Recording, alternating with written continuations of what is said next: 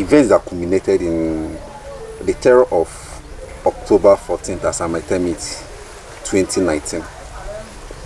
Can you give an express analysis of what went down?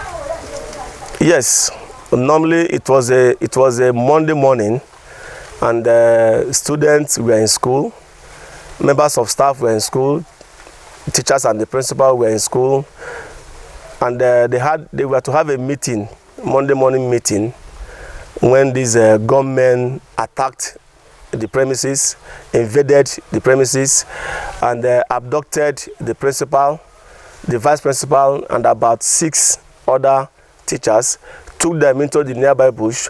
Meanwhile, they came shooting to scare away the students, and they ran helter-skelter into the nearby bushes.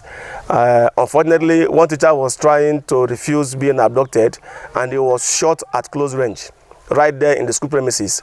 Unfortunately, the next day, he couldn't survive. He died as a result of the gunshot wound that he sustained.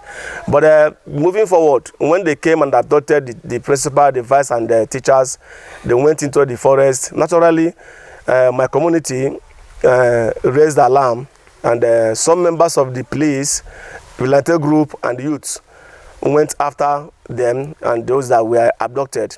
More so, the concern of the youth then was that most of the students were in the bush, our siblings that had gone to school, and when they heard gunshots, they ran helter-skelter. Even the next day, some came back from nearby villages because they lost their ways in the forest. So our concern was to be sure that we retrieve them from the forest and take them home. In the course of trying to retrieve them from the forest, we saw books, sandals, all kinds of uniforms scattered in the forest. And then the vigilante group and the police were trying to see what they can do about those that were abducted. And it lasted for over 6 hours. At the end of the day, they couldn't succeed. Out of frustration, they shot 2 of the teachers and then abandoned them and left, and they fled.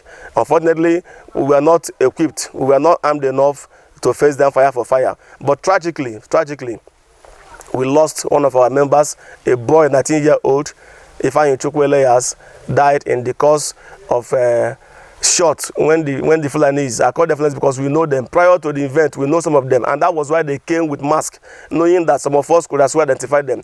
And that was why the boy died. The next day, we saw him in the forest. He didn't return from the search. Unfortunately, we have to go in search of him, but we discovered him dead, and we have taken the corpse to the mortuary.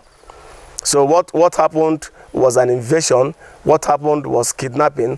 What happened, we don't really care so much about who did it, but it was never and will never be accepted.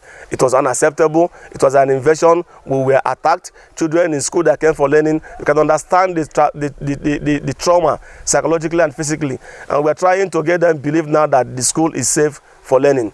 But as a community, it was a calamity that befell us, and we are yet to recover from it. We are still in a state of shock.